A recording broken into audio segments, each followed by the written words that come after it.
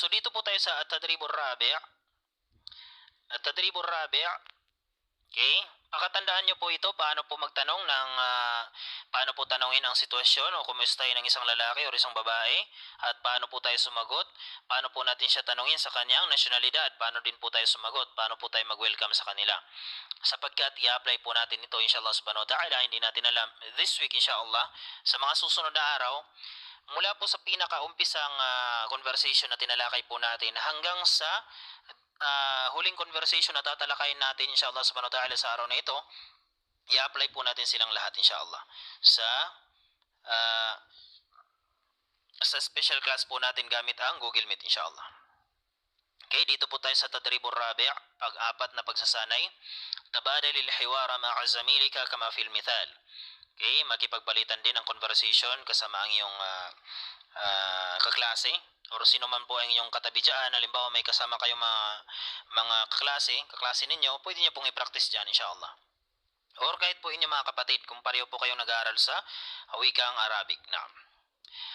Dito po sa tadribur rabi', paano po tayo magtanong ng pangalan at paano po tayo magtanong kung saan po siya nanggaling na lugar, at paano po natin siya tanungin kung ano ang kanyang nasyonalidad, at i-welcome po natin siya. So kung paano po natin siya tanungin, ito ay meron po akong post nito, meron po akong ginawang video sa pagtanong ng pangalan, kung ano ang tamang pagtanong sa pangalan gamit ang wikang Arabic. Marami po sa atin ang nagkakamali sa pangungusap na ito. Okay? Ano ba ang tama? Masmuka or maismuka? Okay? Kadalasan ay meron pong mga estudyante na nagkakamali po dito, sinasabing maismuka. Maismuka, ano ang iyong pangalan? Maismuka ay mali po ang pagbigkas natin sa tanong na iyon o pagsabi. Ang tama po ay masmuka kung lalaki.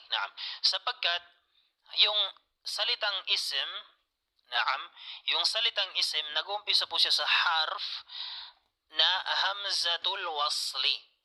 Hindi po siya qat'i. Qat'i kung mayroong ganyan. Kung may ganyan, magsasabi po tayo ng maismuka. Pero kung wala pong hamza na qat'i, hamzatul wasli po siya. Hamzatul wasli, ibig sabihin, hamzatul wasli tadharu fi an-nutqi idha waqa'at fi bidayatil kalimati aw fi bidayatil kalam aw fi bidayatil jumla. Kapag hamzatul qat'i, yung kanina, hamzatul wasli, bibigkasin lang po natin siya, sasabihin lang po natin ismun kapag siya po ay nakalagay sa simula. Kapag siya po ay nakalagay sa simula ng salita, simula ng pangungusap, simula ng jumla. Kung wala pong nauna sa kanya na ibang harf, kung wala pong nauna sa kanya, siya po yung nakalagay sa umpisa, so sabihin natin ismun, ismuka. Pero kung may nauna po, nandito na po siya sa kalagitnaan ng salita o kalagitnaan ng pangungusap, ang kanya pong hukom ay takhtafi minan nutqi idha waqa'at fi wasatil kalimati aw fi wasatil kalami aw fi wasatil jumla. Kapag ang hamzatul wasli ay nalagay sa kalagitnaan ng salita, napapagitna sa dalawang letra or napapagitna sa isang pangungusap, takhtafi minan nutqi, magiging silent na po siya, ay annaha la tuqra'u. La tuqra'u wa la tuntaq. Hindi po natin siya binibigkas. Nagiging silent na po siya. So dito, nalagay po siya sa gitna. So ang pagbigkas po sa kanya ay masmuka. Masmuka kung isang lalaki ang tatanungin. Masmuki kung isang babae ang ating tatanungin. Okay? Hindi ninyo po marinig, Abu Hidayah. Shabab, naririnig nyo po ako? Yung iba? Okay po yung sound natin. Okay, chat po kayo sa live chat natin kung okay po yung sound natin. Kasi hindi po naririnig ni Abu Hidayah. Okay po, naririnig po Abu Hidayah. Naririnig po, alhamdulillah. I-try nyo pong i-restart ang inyong yung sa link, i-exit niyo po at pumasok kayo ulit. At try niyo pong lakasan yung volume. Naam. Okay, alhamdulillah. At okay ang ating sound. Okay, syukran po sa mga nag-reply. Okay, so ganun po. Ang tama ay mas muka. Mas muka. Naam. Kung babae, mas muki. Kung tayo naman ay magsasagot, kung gusto nating sumagot, ang pangalan ko, naam. So, doon, bibigkasin na po natin ang hamzatul wasli. Sasabihin natin, ismi, naam. Kasi ang ismon ay pangalan. Ismon, pangalan. Or naam, pangalan. Kung sasabihin natin ang pangalan ko, maglalagay po tayo ng yaul mutakallim. At before po ng yaul mutakallim ay magiging kasra. So, magiging ismi. Ibig sabihin ng ismi, ang pangalan ko, naam. So, kung tayo ay babae, sasabihin nating ismi. Kung lalaki, ganun din po. Kung sasagot tayo, wala pong pinagkaiba sa pagsagot sa pangalan, maging lalaki po tayo or babae. Pareho lang po sasabihin po nating ismi Badrun kung lalaki, ismi Khalidun, ismi Zaidun, ismi Muhammadun. Kung babae, ismi lang din po. Ismi Fatima, ismi Zainab, ismi Aisha, ismi Zahra, ismi Hind, ila akhirih. Naam. So dito, sumagot po siya, ismi Badrun. Naam, ismi Badrun. Ang pangalan ko ay si Badrun. So kung ang pangalan po ninyo, halimbawa, Sheikh Fardan, ismi Fardan. Naam. Kagaya ko po, ismi Jihad. Naam. At kung tatanungin po natin kung saan ka galing na lugar, okay, saan ka nagmula, sasabihin natin kapag lalaki, min ayna anta. Okay? Min ayna, saan galing? Kung halimbawa, ikaw na isang lalaki, anta. Anta ay ikaw. Ikaw na isang lalaki. So, sasabihin natin sa kanya, saan ka galing? Sabihin natin, min ayna anta. Pero kung babae ang tatanungin natin, min ayna anti. Min ayna anti. Okay? At sasagot po tayo, ana, lugar po ang isasagot natin. Kung lalaki na nagmula sa Turkey, sasabihin niya, ana min Turkiya. Yung mismong pangalan ng lugar ang ating babanggitin. Wala tayong babaguhin sa pangalan ng lugar. Wala tayong idudugtong ng kahit anong harf. So kung lalaki na siya ay nagmula sa Turkey, sasabihin niya, ana min Turkiya. At kung babae naman ang galing sa Turkey, ganun din po. Ana min Turkiya. Wala po silang pinagbago. Na. So dito, kung tatanungin natin kung gusto natin siguraduhin ang kanyang nasyonalidad sapagkat may mga ibang lugar na may mga ibang tao na nakatira sa ibang lugar pero hindi doon ang kanyang nasyonalidad, di ba? Kagaya sa Amerika, madami tayong mga Pinoy na mga kababayan na doon na nakatira sa Amerika pero ang kanilang nationality ay Filipino pa din, di ba? So kailangan natin siguraduhin. Halimbawa, dito sinabi niya ni Badar, ana min Turkiya, ako ay mula sa Turkey. So sinigurado ng first person, hal anta Turkiyun? Ikaw ba ay Turkish? So kung ikaw ay Turkish, sasabihin mo, ikaw ay Turkish, sasabihin mo, naam, ana Turkiyun. Naam, ana Turkiyun. Naam. Kung ikaw naman ay hindi Turkish, halimbawa, siya dito ay Egyptian, halimbawa, sasabihin niyang la, badalan min naam. Papalitan natin yung naam, sasabihin natin la. At sasabihin natin na, ana min Misr. Kung halimbawa, Egyptian. Kung halimbawa ay American, sasabihin niya, la, ana Amerikiyun. Naam. Sasabihin lang natin yung naam kung sigurado tayo na taga doon tayo. Kung saan yung tinanong sa atin na lugar. Naam. So kapag i-welcome natin, ahlan wa sahlan. Naam. So ganun lang po ang pagtanong sa pangalan. Kapag lalaki, kung babae, ganun din. At kung saan nanggaling na lugar at pag-confirm sa nasyonalidad. So dito po sa iqbal. Naam. Pwede nyo pong i-type. Naam. I-type nyo po. Mas mainam sa wikang Arabic. Ilagay nyo lang po ay mga kasagutan. Mga kasagutan. Ito lang po ang ilagay nyo. Ismi Badrun ana min Turkiya. Naam. Ana Turkiyun. Ito po ang inyong gamitin. Iqbal at Pakistan. Iqbal ay pangalan ng lalaki at Pakistan kung saan siya nanggaling. Naam. Kasagutan lang po ang isulat nyo. Diyan, i-type nyo po sa live chat natin. Naam, i-type nyo po sa live chat. Okay? Para malaman po natin, lagyan nyo lang po ng fasila or kama sa bawat sagot. Naam. Lagyan nyo po ng kama para alam ko po hanggang saan. Yung mga kasagutan lang po ang ilagay nyo. So, halimbawa, tinanong po kayo, mas muka. Halimbawa, yung pangalan nyo ay si Iqbal. Paano nyo po sagutin? At kapag tinanong po kayo ng min aina anta, kung kayo po ay nagmula sa Pakistan, paano nyo po sagutin? Ito po ang gamitin ninyo. Iqbal at Pakistan. Okay? At kung tinanong po kayo, hal anta Pakistaniyun? Paano po kayo sasagot kung kayo po ay Pakistani? Mga sagot lang po ang ilagay ninyo. I-type nyo po sa wikang Arabic. Okay? Kung wala po kayong Arabic keyboard ay wala pong problema. I-type nyo po kahit English inshallah. Kung wala na kayong Arabic keyboard. Pero kung mayroon, mas mainam. Kung mayroon kayong Arabic font, mas mainam Arabic po yung gamitin ninyo inshallah. Okay, sino po ang unang makasagot? Hintayin po natin mga kasagutan. Ismi Iqbal. Naam, ana min Pakistan. Ana Pakistaniyun. MashaAllah, mumtaz. Sheikh Yasir. Naam. Mumtaz, yung kumpleto pong sagot. Naam. So, ang tamang sagot ay Ismi Iqbal. Ana min Pakistan. Naam. Maglagay po tayo ng naam. Naam. Ana Pakistaniyun. Naam. Maglagay po tayo ng naam sapagkat yung tanong ay hal anta Pakistaniyun? So ilalagay po natin naam ana Pakistaniyun.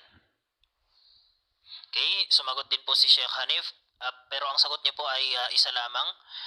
At Sister Radipa, dalawa po ang inyong sagot, kulang po ng isa. Ang kumpleto pong sagot ay Ismi Iqbal. Ana min Pakistan. Naam. Ana Pakistaniyun. Okay, mashallah. At ang naka-perfect po na sagot ay si Sister Jumana. Mashallah. Naam. Okay. Sister Khawla, ang tama po ay ana min. Maglagay po kayo ng min. Ana min Pakistan. Ako ay nagmula sa Pakistan. Kasi kapag sasabihin po nating ana Pakistan, ako ay Pakistan. Ako ay Pakistan. Ako yung lugar ng Pakistan. Okay? So mali po. So kung ako ay mula, lagyan po natin ng min. Ako ay mula sa Pakistan. Ana min Pakistan. Naam. At tama po yung kasagutan. Naam, ana Pakistaniyun. Naam. Okay? May isa lang po kayong mali. Yung sa min. Naam. Okay, syukran. Barakallahu fikum shabab. So dito, Anwar. Okay, bibigkasin ko lang po dito. Ismi Anwar. Ana min Suriya. Naam, ana Suriyun. Pangatlo, Ismi Sa'id. Ana min Misr. Ana Misriyun. Naam, okay lang po, Sister Khawla. Okay lang, naam. At tama din po ang sagot ni Sheikh Walid. Alhamdulillah. Okay? So ngayon, okay, dito sa Sa'id, okay, Ismi Sa'id, ana min Misr, ana Misriyun. Dito po tayo sa page 19. Naam, diretso na po tayo sa page 19. Okay, kukuha lang po tayo ng tag-isang sasagutan natin at diretso na po tayo inshallah. Okay?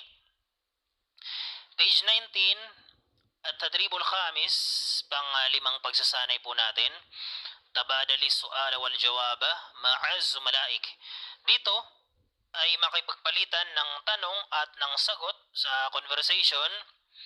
Ma'az malaik. Naging zumala na po. Ang zumala,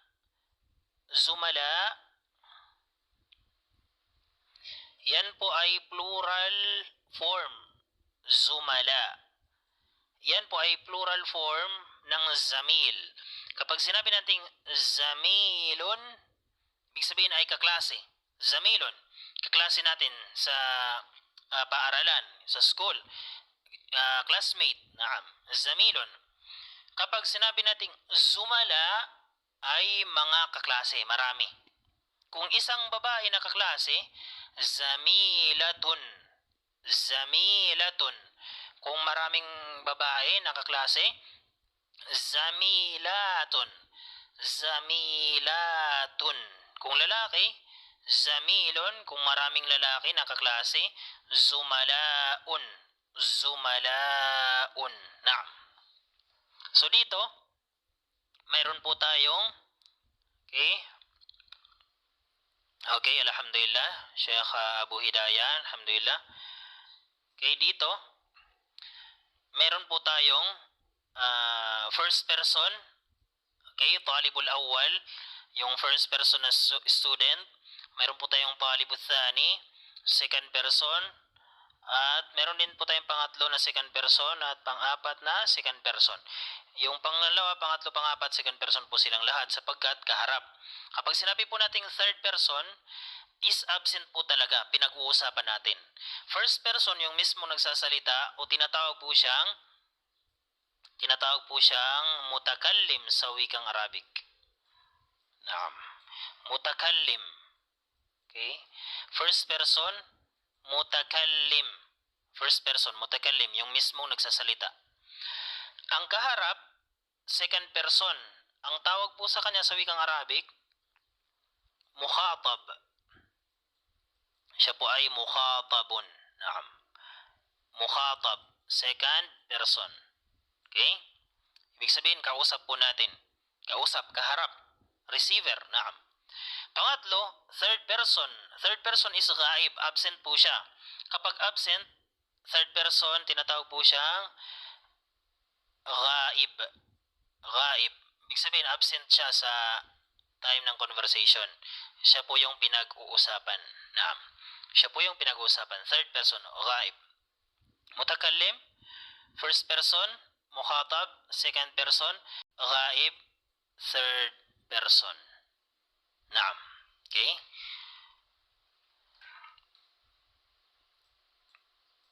So dito po tayo. Sabi po ng first person, ismi Muhammadun. Naam. Masmuka, nagpakilala po agad ang first person. Okay? Masmuka. At sabi po ng second person, ismi, depende na po kung anong gagamitin nating pangalan. Halimbawa, yung second person sasabihin niyang, ismi Khalidun. Naam. Masmuka. Sabi naman ng third person, ismi Zaidun. Masmuka. Tinanong niya naman yung pang-apat. Sabi naman ng pang-apat, ismi, halimbawa, ismi Umarun. Okay, ismi Umaru. Naam. Ismi Umar or ismi Muhammadun. Naam. Yan po kung madami po tayong tatanungin. Kung isa-isa lang po ang pagtanong. Naam. At dito po tayo sa ba, harful ba. Kapag gusto po nating magpakilala, agad, kung nasaan tayo galing na lugar, ana, min. Naam. Kung halimbawa, ako ay nagmula sa Pilipinas, paano po natin sabihin, Shabab? Kung ako ay mula sa Pilipinas, paano po natin sasabihin? Ana, min. Lagyan po natin ang alif lam. Paano po? Ako ay nagmula sa Pilipinas. Ana, min. Okay, sino unang makasagot? Naam. Paano po tayo sasagot kung paano po natin sasabihin na ako ay mula sa Pilipinas? Ana min. Naam. Ana minal. Lagyan po natin ng naam. Ana min Philippine. Naam. Pwede ana min Philippine or ana minal Philippine. Naam. Ana min Philippine. Pwede po. Or ana minal Philippine. Naam. Maging lalaki po tayo or babae, is sasabihin lang po natin Philippine. Hindi po tayo maglalagay ng Filipiniaton. Sapagkat kung Filipiniaton is kung babae na nationality natin. Kung nationalidad natin ay Filipino, Filipina, kung tayo babae, Filipiniaton. Pero kung sasabihin natin na ako ay mula sa Pilipinas, ang lugar mismo ang babanggitin natin ang pangalan ng lugar at wala po tayong babaguhin sa kanyang pangalan. Naam.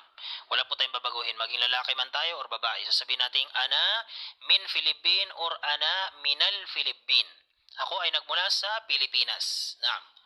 Yung pangalan mismo ng lugar ang ating babanggitin. Okay? At ang pangalan ng lugar, kung ano man ang kanyang pangalan, yun lang, wala po tayong idadagdag na kahit anong harf. Naam. So dito, nagpakilala yung first person, ana min Turkiya, ako'y nagmula sa Turkey. Min aina anta, nagtanong siya sa pangalawa.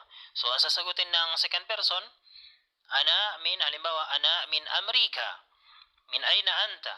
Sasabihin na naman ng third person, ana min Suriya. Min aina anta. At sasabihin ng pangapat, ana min Misr. Min aina anta. Naam. La baas. Naam. Walang problema, Sister Radipa, walang problema insyaAllah. Okay?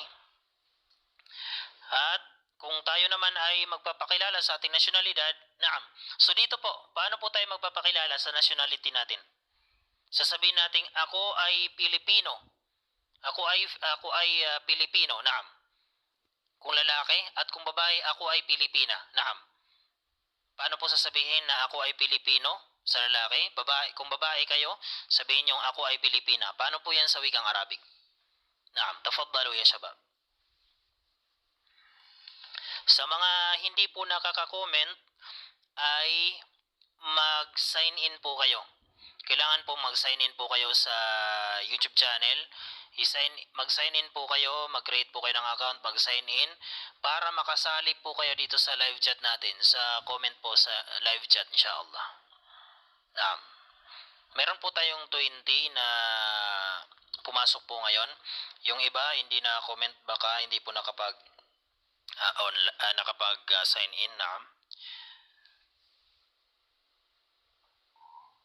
Naam, Sheikh Yasir, ana Filipiniyon, mumtaz. At Abu Hidayah, ana Filipiniyon. Naam, Sheikh Hanif, ana Filipiniyatun, mumtaz, Sister Mu'minah. Naam. Kung hindi natin bibigkasin yung dulo, pwede po yun, ana Filipini. Kung gusto nating lagyan ng harakat, ana Filipiniyon. Kung lalaki. Kung babae, pwede natin sabihin, ana Filipiniya. Kung ayaw nating banggitin sa dulo. Pero kapag gusto nating banggitin yung harakat or vowel na nakalagay sa dulo, sabihin natin ana Filipiniyatun. Naam. Okay? So dito, sinabing ana Turkiyon, ma jinsiyatuka. So pwedeng sumagot yung pangalawa. Ana Amerikiyon. Ma jinsiyatuka, ana Suriyon. Ma jinsiyatuka, ana Saudiyon. Naam, kung Saudi. Naam.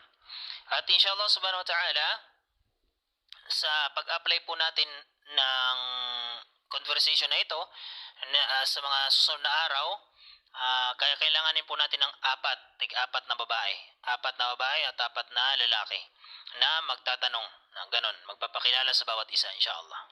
Okay?